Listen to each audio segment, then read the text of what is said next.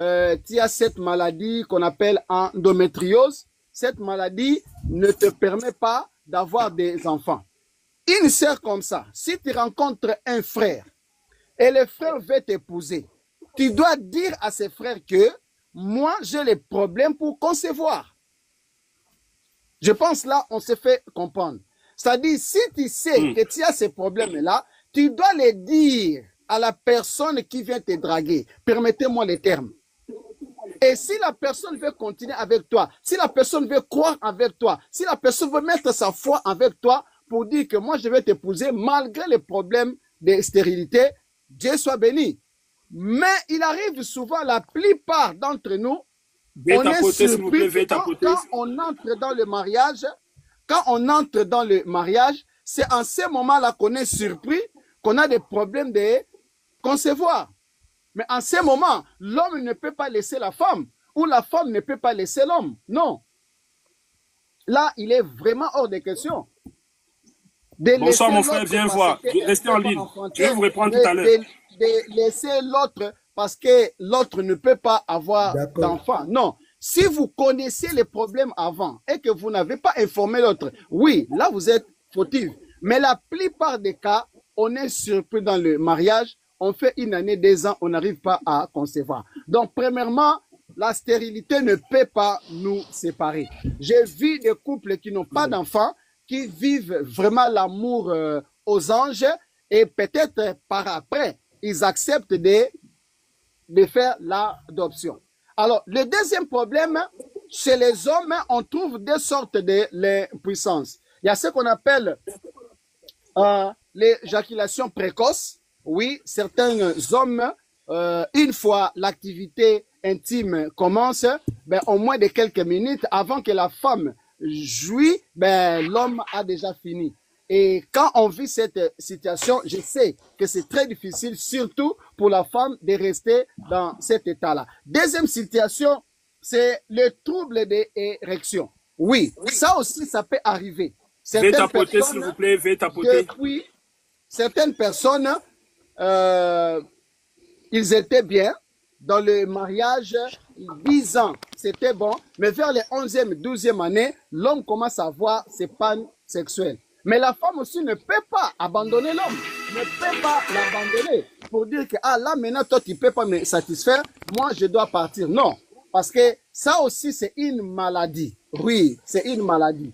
Tu sais, le corps, on peut être malade des yeux, on peut être malade des bras, on peut être malade aussi dans notre partie intime, aussi peut tomber malade. Alors quelqu'un qui te laisse pendant que toi tu es malade, cette personne ne manifeste pas de l'amour. Ne manifeste pas de l'amour. Voilà. Donc, même pour ça, l'homme ou la femme doit aider l'autre à guérir de cette maladie. Même s'il y a des femmes qui vivent ce qu'on appelle la frigidité. Oui, la femme ne sent rien du tout, pas de plaisir, rien du tout. Mais c'est une maladie. C'est une maladie que l'homme doit aider sa femme à surmonter cela. Il y a plusieurs raisons. Il peut y avoir qu'il y a des raisons médicales qu'il faudra consulter le médecin. Mais il y a aussi des raisons spirituelles qu'il faudra se mettre en prière, prier le Seigneur pour que Dieu puisse vous donner la délivrance. J'en ai vu les personnes.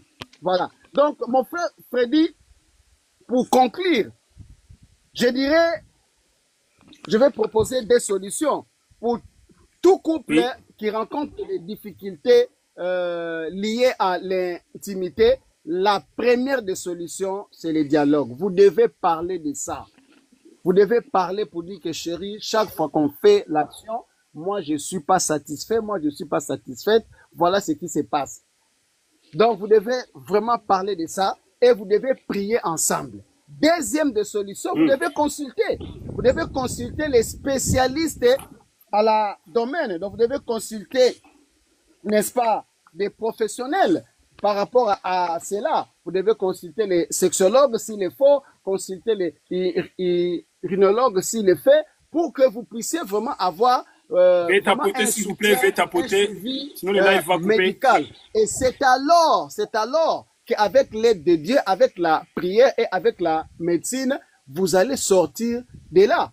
Mais ne faites jamais, parce que beaucoup de couples aujourd'hui, la femme, dès que l'homme n'arrive plus, ben la femme commence à injurier l'homme, hein, commence à dire, ah, laisse-moi, toi-même, tu n'arrives pas, tu vas me toucher, tu vas me laisser comme ça.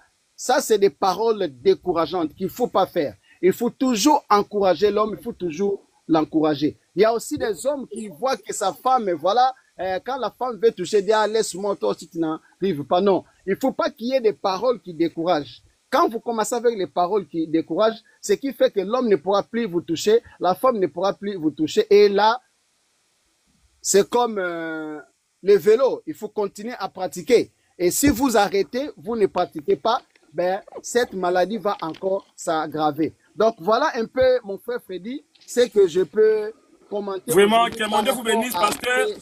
Que mon Dieu vous bénisse, mon pasteur. Que mon Dieu vous bénisse, mon pasteur, mais j'aurais besoin de vous parce qu'il y a une question qui a été posée, mais c'est à la fin que vous allez répondre. Le temps de laisser la place à mon frère, viens voir. La question, essayez quand même de vous préparer par rapport à cette question, pasteur. Oui. La question, elle est la suivante. Vous allez y répondre à la fin.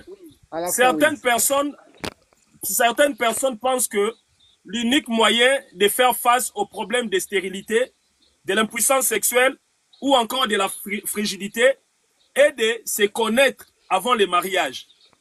Est-ce que ça, c'est une bonne option ou pas? Vraiment, parce que eux, ils disent ça parce qu'ils se disent, ils veulent pas être surpris dans les mariages.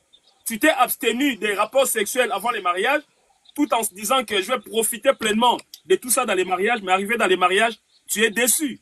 Voilà pourquoi cette catégorie de personnes pense que l'unique façon de faire face à ces surprises-là, c'est de goûter aux fruits défendus avant les mariages. Vraiment,